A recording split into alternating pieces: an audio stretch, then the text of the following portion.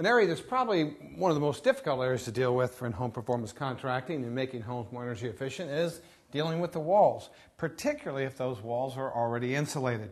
If the walls aren't insulated, there's an opportunity to blow in either cellulose or fiberglass, which can increase the air tightness of the wall system.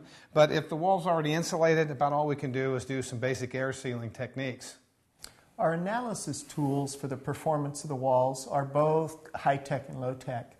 We use the blower door and the infrared camera in conjunction with each other to find air leakage paths and also assess the performance of the insulation.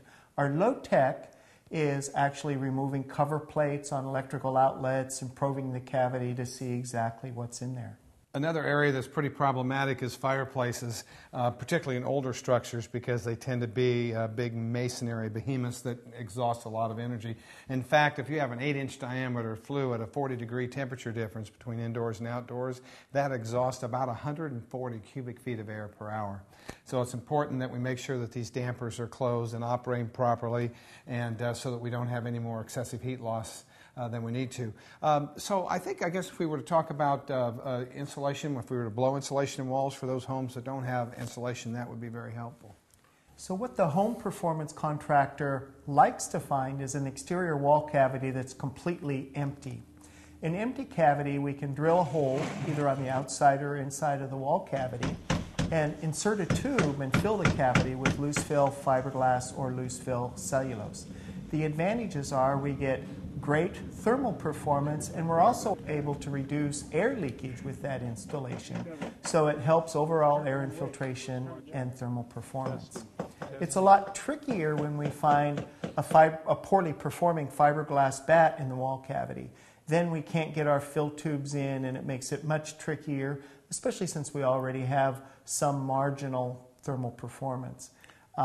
And then, of course, when we have a good performing bat, we can leave the exterior wall cavities alone. Yeah, unfortunately, older homes typically don't have good air barrier systems. In other words, that wasn't even thought of oftentimes back then, so the exterior of walls can be pretty leaky, and so when the air moves across that, it scavenges away heat and really reduces the thermal performance of the wall. The advantage of blowing insulation in after the fact, and why it actually works better than the original bats, is, as you said, the way they were typically installed, but the fact that this blown-in process can actually fill up a lot of the cracks and gaps. And so you're not only getting the thermal performance in terms of the insulation value, you're also reducing a lot of unwanted air infiltration and exfiltration. Our performance criteria for reducing air infiltration when we do loose fill retrofit applications is we have to keep the density of the material quite high. 3 or 4 times more density than we'd see with loose fill insulation in the attic, in the neighborhood of 3.5 to 5 pounds of material per cubic foot. So we actually count the number of bags and therefore pounds of material that goes in our exterior wall cavities. Oftentimes, the home performance contractors will do what they call a bag count. That's where they estimate the square footage of the wall, exactly how many bags of insulation at a given density it takes to fill up an 8 or 10-foot cavity, and then from that they can estimate exactly how many bags are required to do the job. This is important because you want to make sure that the insulation is blowing in at the proper density in order to get the performance. We don't want to have the insulation settling over time or where we'll get pockets and so forth, because that's going to reduce the performance of the wall. But doing this bag count ensures that we get enough insulation in the wall cavities at the proper density.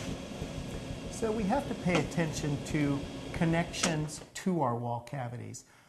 Areas that need special attention is at the top of our wall cavities where attic air might leak in.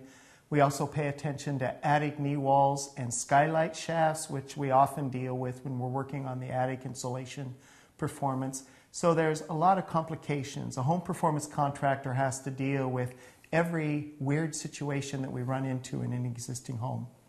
One of the advantages of if you do have the opportunity to blow insulation in walls is that it really adds a lot to the comfort of the occupants in addition to reducing their energy use. Walls can easily be, a third of the total surface area of the home. And so when people are used to being around walls that aren't insulated, they recognize pretty quickly the value of adding that insulation once it's done, because your body radiates heat at 10 to the 4th power.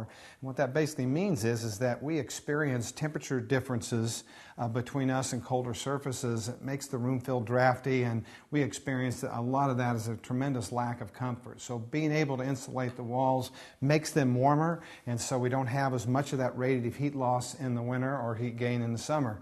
And so it helps really in terms of comfort. So in summary, walls are just complicated. We have to pay attention to what we find in the existing wall. We have to analyze the improvement in thermal performance as well as air infiltration, and of course factor in the costs, which can be quite high. So with walls, it's usually low on our list of retrofit measures in many homes, of course depending on the climate.